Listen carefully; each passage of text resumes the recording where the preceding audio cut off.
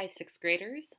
Mrs. Trudeau and Miss Mercy are giving you some options of books for your next read aloud, and I'm sharing three of those with you this morning. The first book is Front Desk by Kelly Yang. One of the quotes from this book is sometimes terrible things happen, but there's nothing more terrible than not having anybody to tell it to.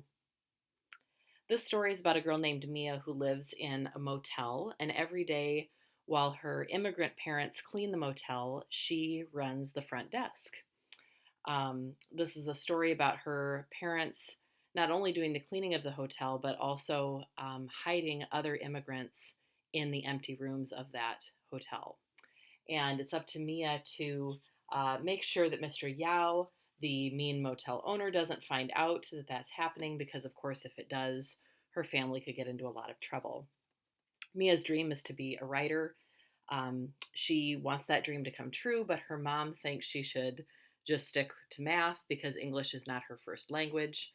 And it's going to take all of Mia's courage and kindness and hard work to get through this year to not only be able to hold on to this job, but also to pursue this dream of writing. This is a fabulous read. It's one that so many students have told me they've read and absolutely love. Front Desk by Kelly Yang. The second book is Ghost by Jason Reynolds. The quote from this one: "You can't run away from who you are, but what you can do is run toward who you want to be." Running is all that Ghost, his real name is Castle, has ever really known how to do. And that's because Ghost has been running for really all the wrong reasons. It started with running away from his dad, who, when Ghost was very little, chased him and his mom through their apartment out into the street with a loaded gun, aiming to kill. And since then, Ghost has been the one causing trouble. He's been running all the time, running away from his problems. And that's until he meets Coach, who's an ex-Olympic medalist who sees something in Ghost, sees some talent, some raw talent in this ability to run. Is it possible that perhaps if Ghost can stay on the track team, he could be the best sprinter in the city, hold on to this talent for speed? Is his past going to catch up to him? This is a book that's also really full of friendship and humor as he gets to know the other kids on the track team.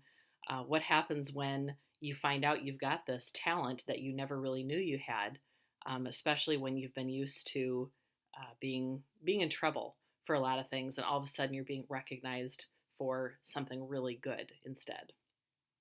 If you've read other books by Jason Reynolds, you know that he's a fantastic author as well. So this is a highly recommended read too.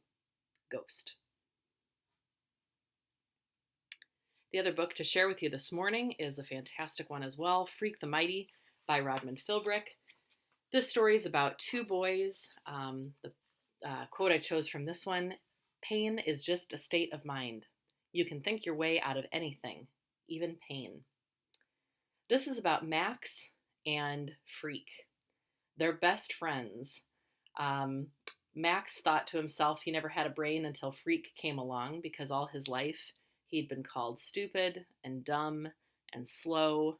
Max is a really, really big guy. He's too large for his age, but he's a slower learner. It takes him a longer time to process information.